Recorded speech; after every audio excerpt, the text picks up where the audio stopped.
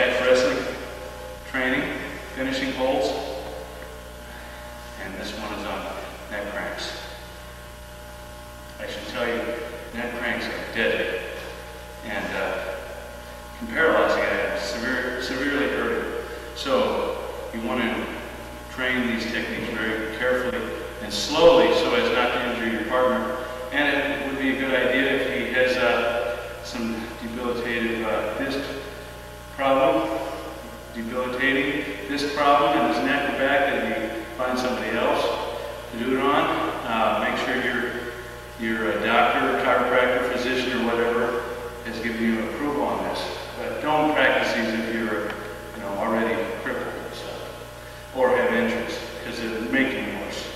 But this is, I'm going to show you 20 different neck cranks today, and I'm going to tell you that these are deadly. I mean, we're talking about the capacity to kill somebody with a submission hold. And these all come from the long history of catch wrestling. How long? Thousands of years, maybe 100 years, maybe a little more than 100 years. But anyway, you're going to love this stuff. But again, practice with extreme caution, and some of these should never be used unless you are in a life-threatening situation. This seminar will be filmed. This tape will be filmed in front of a live audience, just like All in the Family, Archie Bunker, and those people, instead of a dead audience. So I'll show a technique, demonstrate it several times, and then I'll tell the people to go out and do it. And if they really horse it up or screw it up, bring them back in, show them what they did incorrectly, and point it out to you so you get those tips, and then carry on that way. All right, so the first one today, let's bring out Jeff. All right. Now, this is a neck crank you can do standing to the guy, face me. All right. You can do it to him when he's in an upright position. But basically what you want to do, you've got to get his head turned this way. All right. So what I'm going to do here is I'm going to grab him here behind his head. All right. Now I'm going to shove his face in. I can knock him with my fist like this, but I move his face so now my shoulder is blocking his head from turning back. So you try to turn your head back. So you can't. Now from there, I lock my hands. All right? And now when I lock them, I'm using a 3-finger grip like this way. And then I'm going to pull in like this. I use this grip because it is less circumference to go around than this. So it's tighter. All right, so I grab him with the head and collar tie up, knock his head to the side, I trap with my shoulder, and I lock my hands. Now from here, all I've got to do is pull in right there. See? He tapped. Maybe you couldn't see the tap. Okay? So here, boom, and there, right there. Now imagine if I was here like that, really fast, what could be done to the guy? Do you get the idea? Could cripple him for life. That's not what you're going to do here. We're just learning to hold. Here, knock him over, here, and push your body weight into him as you pull him right there. Okay? So let's work on that one. Hit it. All right, now the second neck crank is my favorite, probably. And you can get this if the guy shoots a double leg on you. Okay? Let's say he steps in to attack my leg. See? I stop him by sprolling back slightly. Now I'm coming across his neck here. With my blade of my forearm. It's coming across, not his neck, I'm sorry, his jaw right here. This is the hole.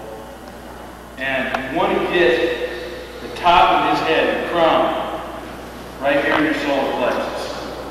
Right there, you want to trap it. Get this arm there, and have his ear facing the ceiling and the other ear facing the mat. From there you grab his tricep, and you grab your own forearm. Okay? Now try to pull your head up. See? I've got it pretty tight here. And then from there I just slowly lift right there with my right arm. This one. Okay? I don't take my arm off of my other arm and go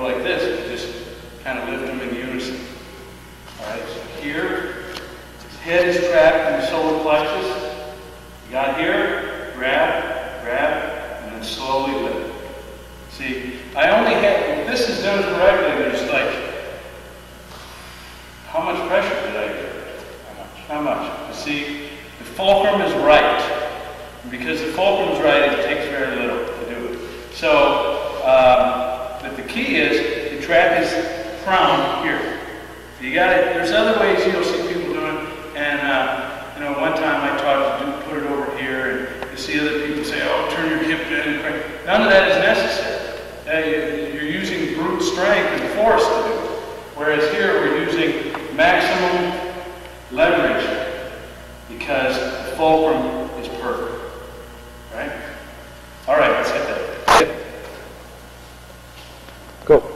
One of the mistakes I'm seeing here is people not having control of the arm or having their legs in improper position. For example, you're hitting here, but one leg is way forward, like this. That's not right. Okay? It's not the correct way to do it. You want to be square to the back with your feet. Here, here, boom. Not here. You see? Now the angle's totally off because his head isn't even in my solar plexus. It's like in my liver or my ribs. Okay? You want it right here. That's where it's got to be trapped. All right? Now, the other thing is that some of you guys are not getting his head turned. You got it like this far. And then, no, you want it turned completely like this before you get it. See, here, feet are square, here, here. All right, let's go again. Okay, this third neck crank is done again. The guy shoots a double leg, and this time he gets in a little deeper. All right, so let's have you start here, Jason.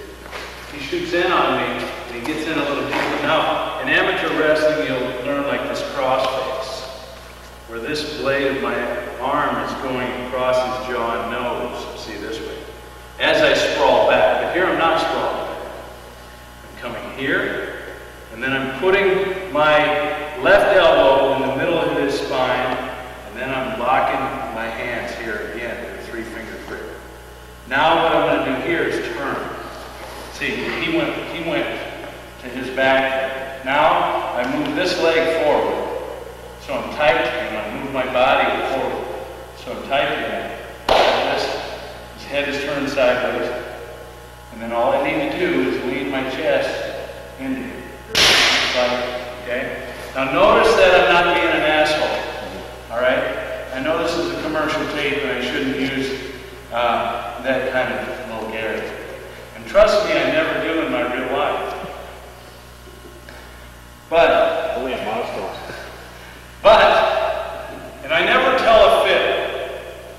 Yeah, that one. This is my first one. Okay, but anyway, the key to remember is that any real submission teacher should not be making the people he's doing the moves on scream in pain and slapping the mat over and over, and leave, and 2 weeks later they're still sore from you putting the holds on them. The guy doing that is a jerk, okay? And he's trying to impress himself more than anybody else. These should be done in a real contest, okay, but when you're learning holds and you're practicing with each other, yeah, you put it on enough to make the guy tap, but you don't put it on full force immediately, 100%, and then back off. When you're practicing it with somebody, you put it on gradually so you give the guy a chance to tap without thinking his life is in danger. That's very important to say, all right? So Jason shoots in on me. See, I'm going to practice the hold gradually. Here, this arm, again in the spine. I'm turning it. As he turns, I keep tight to him. My hand is here, got his head turned. Turn this way a little bit. Got his head turned like this, and now I slowly put it on. Boom. That's enough to make him tap. I'm not trying to wrench him and hurt him and all that kind of stuff. All right, so let's work this one. Go. All right, one of the details of this that I want to emphasize, just sit on it, but let's say I already cranked him with this. The key is that your arm does not need to be sunk all the way. In fact, the sink it, the less impact or effect you'll have. So a couple of you guys were like this, okay? And then you're locked, I'm going to be here. So this part is right there. See, if I'm like this, see, now you're like, see, you're using all your arm here. But if I'm like this, here, see, like there.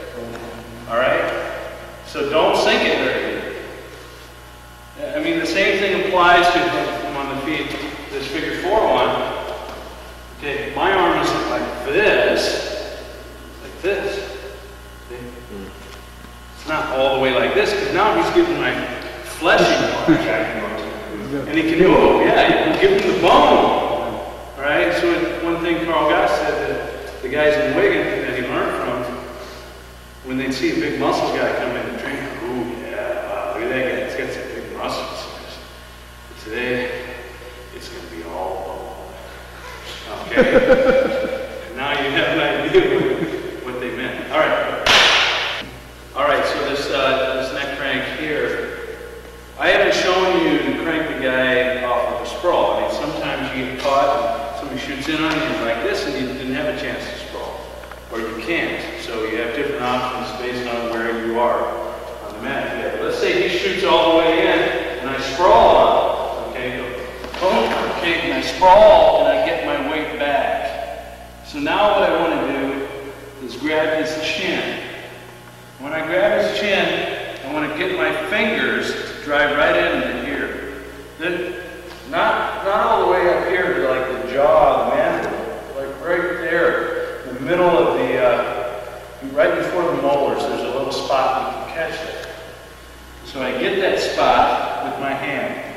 Now, from here, I'm going to tunnel under his head, this way.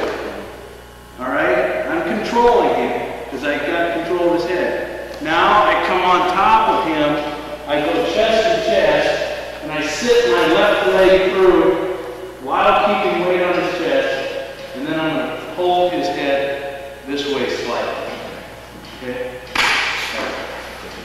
All right, so let's do it again. He shoots in, I sprawl. I get